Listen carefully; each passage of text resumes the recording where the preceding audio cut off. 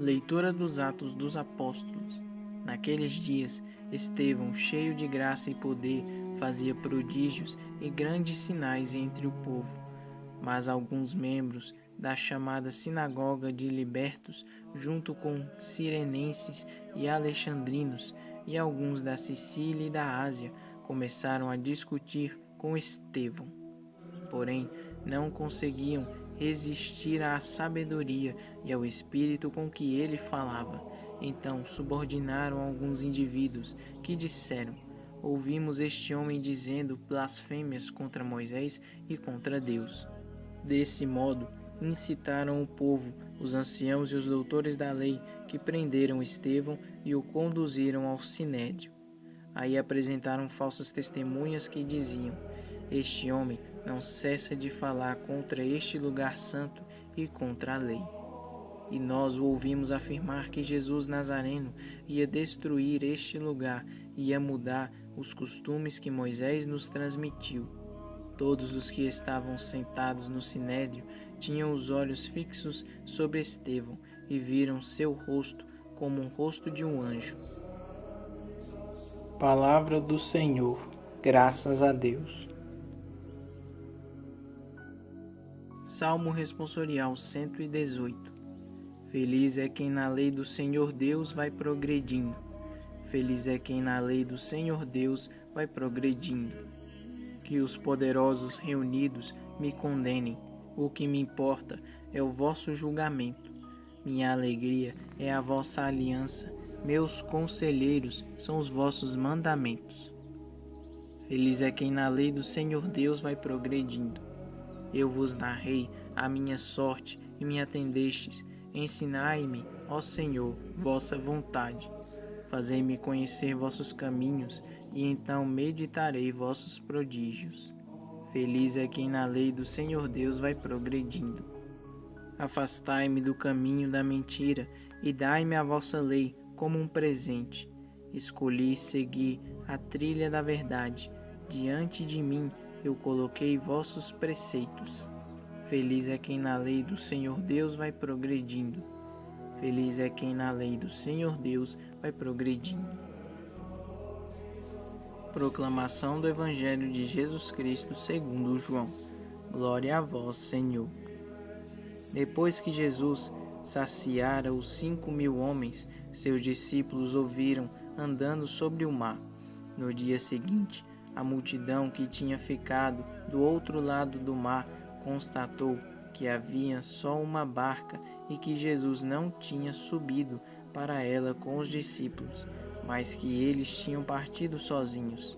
Entretanto, tinham chegado outras barcas de Tiberíades, perto do lugar onde tinham comido o pão, depois de o Senhor ter dado graças. Quando a multidão viu que Jesus não estava ali, nem os seus discípulos, subiram às barcas e foram à procura de Jesus em Cafarnaum. Quando o encontraram no outro lado do mar, perguntaram-lhe: Rabi, quando chegaste aqui? Jesus respondeu: em verdade, eu vos digo, estais me procurando, não porque vistes sinais, mas porque comestes pão e ficastes satisfeitos.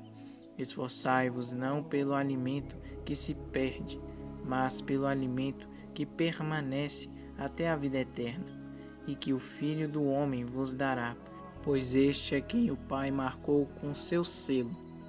Então perguntaram: que devemos fazer para realizar as obras de Deus? Jesus respondeu: a obra de Deus é que acrediteis naquele que ele enviou. Palavra da salvação. Glória a vós, Senhor. O que é a nossa vida, senão levantar cedo para trabalhar e voltar para casa no final do dia, para poder ganhar o pão de cada dia, o pão cotidiano, para alimentar a nós e os filhos? É para isso que o pai e a mãe trabalham. É nisso que muitas vezes se resume os esforços humanos, para colocar o pão dentro de casa, o pão que o próprio Senhor disse aos nossos pais no paraíso, o pão ganhado com o suor do rosto. É preciso ter consciência e ao mesmo tempo serenidade na vida para entender que a vida não se resume na luta pelo pão de cada dia, e que não falte, porque muitas vezes, quantos pais de família querem trabalhar e falta trabalho, ou até um trabalho digno, ou quantas vezes o esforço humano não é compensado, mas não podemos deixar de anunciar aquilo que Cristo está nos anunciando. É necessário trabalhar, buscar o pão cotidiano para que não falte o alimento, não falte o necessário e o importante dentro de nossas casas e famílias. É importante também dizer que não podemos viver somente em função de trabalhar. Não podemos viver somente em função de ter o pão dentro da nossa casa, ter o alimento, ter as nossas necessidades satisfeitas e saciar com o fruto do nosso trabalho. É preciso um esforço pelo alimento que permanece até a vida eterna, porque senão, que frustrante seria a nossa vida se chegarmos no acaso dela e olharmos o que fazemos da vida. Só trabalhamos e labutamos. Buscamos a cada dia o pão da vida, o pão que dá sentido à nossa vida. Por isso, o pai e a mãe que trabalham para colocar o pão dentro de casa, trabalhem, por favor, para alimentar os seus com o pão da palavra, com o pão da vida, com o pão que é Jesus.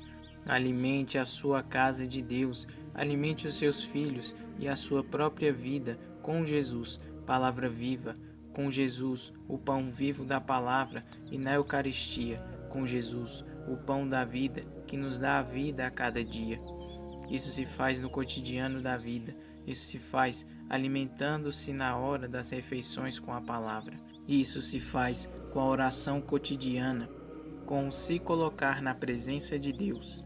Não permita que a família se reúna em torno da mesa somente para comer, mas que a família se reúna em torno da palavra, em torno de Jesus, e coloquemos em Jesus toda a nossa confiança e esperança. Não cansemos de nos esforçar para que Jesus seja o alimento da nossa casa e da nossa família. Esforce-se mesmo, porque o esforço é colocar força na nossa luta. E só conseguiremos colocar Jesus em nossas casas se nos esforçarmos. Se você faz corpo mole, se você segue a tendência do cansaço e do desânimo, se você esmorece, se deixa de rezar, se não leva os seus para rezar, se você não traz a palavra para dentro de casa, ela vai saindo, vai perdendo espaço, vai perdendo lugar. E Jesus tem perdido lugar em nossas casas, para a televisão, para a internet, redes sociais, smartphones. Ele tem perdido lugar para as diversões e distrações da vida. E a nossa vida está se tornando sem sabor e sem gosto porque não estamos nos alimentando de Jesus, o pão da palavra e da vida, e não estamos alimentando os nossos. Esforce-se não somente pelo pão cotidiano, mas para que na sua casa tenha a cada dia o pão que dá a vida eterna.